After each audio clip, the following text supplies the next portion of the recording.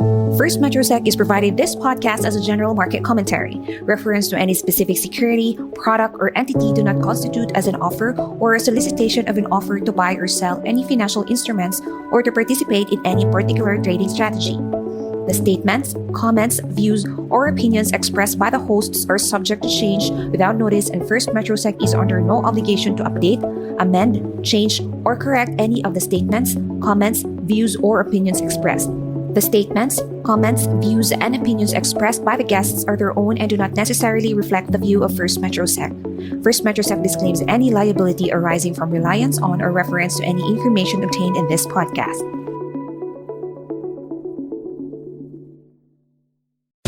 You are listening to First Metro Securities Philippine Stock Market Weekly podcast, where we feature timely and relevant discussions on the Philippine stock market and the economy in the hope of providing you investing and trading guidance. Here's your host.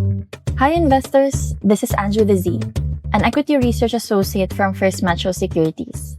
In today's podcast, discuss natin kung ano-ano ba yung mga nangyari last February. Ano ba yung economic events, key data points, and other factors that influence the market's movement. Pag-usapan natin yung mga yan. For end February, the PSEi grew by 2.31% month-on-month to 5,997.97. Likewise, the PSEi declined by 6.20% year-to-date. In the first week of February, the PSEi kicked off with a strong rebound, surging 292.40 points or up by 4.99% to close at 6,154.99, fueled by bargain hunting in oversold names. The market reached the 6,200 level in a technical bounce following the previous week's sell-off driven by the PSEi rebalancing. For context, para makapasok sa PSEi, kailangang ma-meet ng listed stocks yung criteria set by the Philippine Stock Exchange. So that's on free float, liquidity, and market capitalization. Yung PSEi rebal, nangyayari siya twice a year, with the next one occurring this August. So babantayan din natin yun.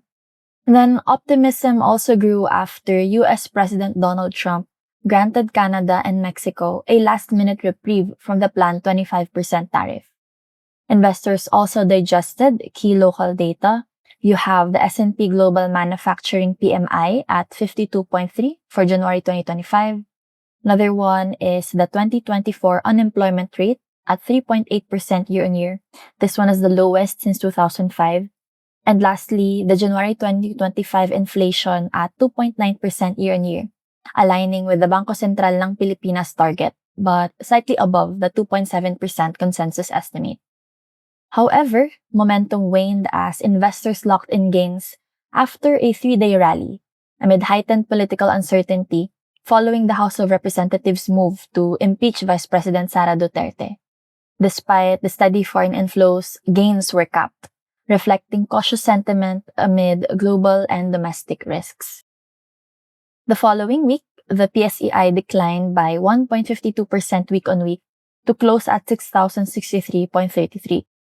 Investors remained cautious throughout that week amid inflation fears after US President Trump announced plans for the quote-unquote reciprocal tariffs on US trade partners and a 25% tariff on all aluminum and steel imports.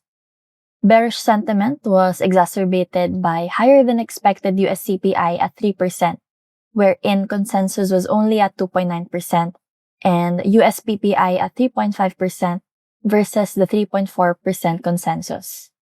On the local front, the market digested the results of the MSCI quarterly index review for Feb 2025, wherein the Philippines endured a country downweight that's at negative 0.013%.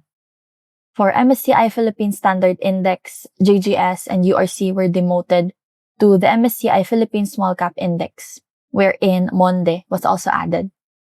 All changes were implemented as of the close of February 28, so that was already effective last March 3.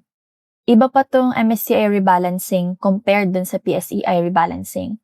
We actually have a podcast on this topic and you can check that out later on to learn more. On the other hand, bulls attempted to gain momentum midweek in anticipation of a 25 basis point rate cut by the BSP, bringing the local policy rate to 5.50%. However, in a widely unexpected move, BSP kept rates unchanged and adjusted their inflation forecast for 2025 to 3.5% from 3.4%. In the week after, the PSEi experienced mixed performance, ending flat-ish, up by only 0.61% week-on-week, to close at 6,098.04. The market struggled to find direction amid regional weakness, with increased volatility from geopolitical tensions and ongoing concerns over global trade policies. Investors monitored U.S. President Trump's latest tariff threats on auto, semiconductor, and pharmaceutical imports. Moreover, latest Federal Reserve meeting minutes indicated that officials had cautioned against cutting rates, emphasizing the need for further progress on inflation before making any adjustments. Foreign investors were net sellers throughout that week, although selective bargain hunting managed to lift the market to positive territory by that Friday's close. After market, the BSP announced a reduction in the reserve requirement ratio effective on March 28. Then, in the last trading week of the month, the PSEi closed in the red to 5,997.97, lower by 1.64% week-on-week. During that week, there were key positive developments such as the BSP's decision to cut the RRR by 200 bips for large banks and 150 bips for digital banks. You also have the Philippines removal from the Financial Action Task Force or FATF gray list. We discussed this also in more detail in a previous podcast as well. However, these positive developments were offset by the announcement of Trump tariffs and the implementation of the MSCI quarterly rebalancing results. And just to discuss February 2025 inflation a bit, headline inflation for February 2025 eased to 2.1% year-on-year. In January of this year, that was 2.9%, while last year in Feb, that was at 3.4%, while the estimated was around 2.8%. The 2.1% figure for Feb 2025 is below the BSP's monthly forecast range of 2.2 to 3%. It is also near the lower end of the government's target range of 2 to 4%. Now, this brings year-to-date average headline inflation to 2.5%. Meanwhile, February 2025 core inflation rate was at 2.4% from 2.6% in January and 3.6% in February of last year. Also, just to give more color on BSP's RRR cut, the Bangko Sentral ng Pilipinas is set to reduce the RRR for various financial institutions effective March 28. This move is expected to release approximately 330 billion pesos into the financial system, enhancing banks' capacity to extend loans and investments. For universal and commercial banks and non-bank financial institutions with quasi-banking functions, RRR will decrease by 200 basis points, bringing it down to 5%. For digital banks, RRR will be reduced by 150 basis points, resulting in a new rate of 2.5%.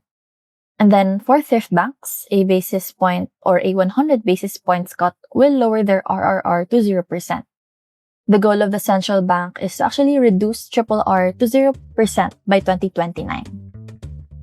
Yeah, and that's pretty much it for today's podcast. Thank you everyone for tuning in and have a profitable month ahead. Thanks for listening to First Metro Securities Philippine Stock Market Weekly podcast. Don't forget to follow us to get first dibs on our new episodes. For more up-to-date market news and info, exclusive content, and the opportunity to connect with your fellow Filipino investors and traders, join facebook.com/groups/FirstMetroSec and be part of the First MetroSec family.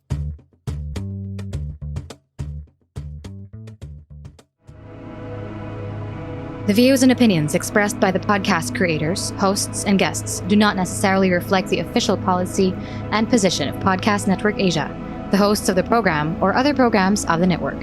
Any content provided by the people on the podcast are of their own opinion and are not intended to malign any religion, ethnic group, club, organization, company, individual, or anyone or anything.